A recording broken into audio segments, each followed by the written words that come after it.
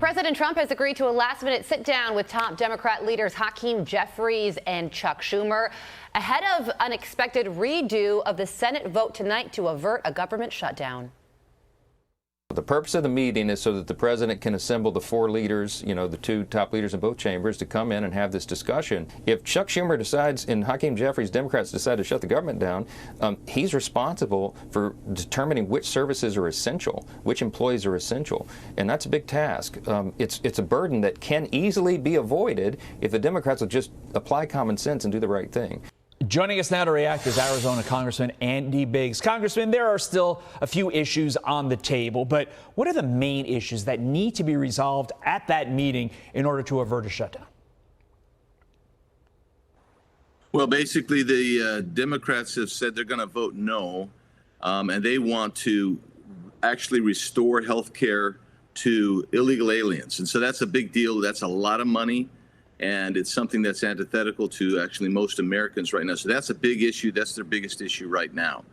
And the Republicans passed it out of the House, the CR already, and it passed. It didn't pass out of the Senate, but all Republicans voted for it. So it just needs a few Democrats to come over and vote for it. And right now, the Democrats are trying to leverage everything they can, but they're the ones who are going to cause a shutdown, I got to tell you. Congressman, what do you think the outcome of this meeting will be? Well, I think the president's going to tell them, you have military people that we want to make sure everybody gets funded. You have to make sure that federal employees get funded, and they'll be the ones that are going to stop that funding. They're the ones, as Speaker said, they'll be actually stopping and determining who is non-essential, because non-essential people can get terminated or not be paid and sent home. We've seen this movie before. It feels like we've done this dance every year, maybe multiple times per year. But my question for you, Congressman, is does this time feel different? Because the layperson watching from afar, it feels like the parties are so entrenched this time.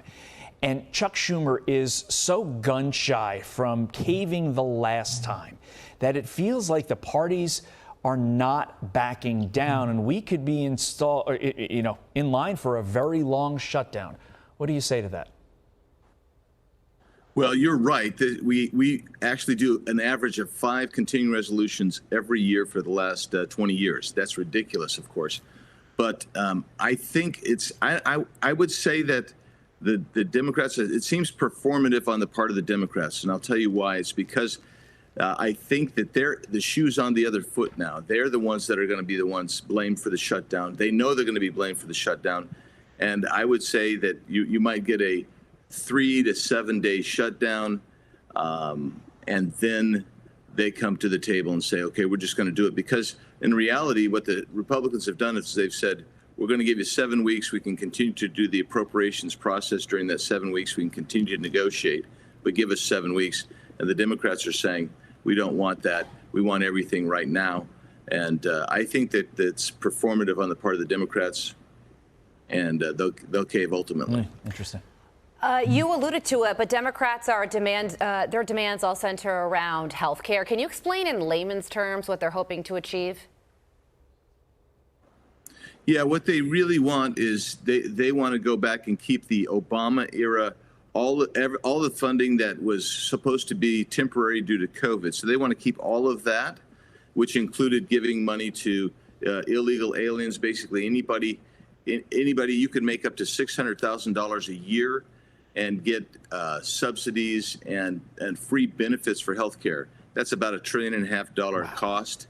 And that's their main ask. That's the main thing they want. Before we let you go, you're going to be speaking at a Turning Point event tomorrow at Utah State University. In about 20 seconds, what will your message be to those students? My message will be similar to Charlie's. Revitalize, refresh, and let's become, if you're a guy, you're a guy, and let's become men. And if you're a gal, you're a woman. Let's become women. Let's be grown up. Let's be mature.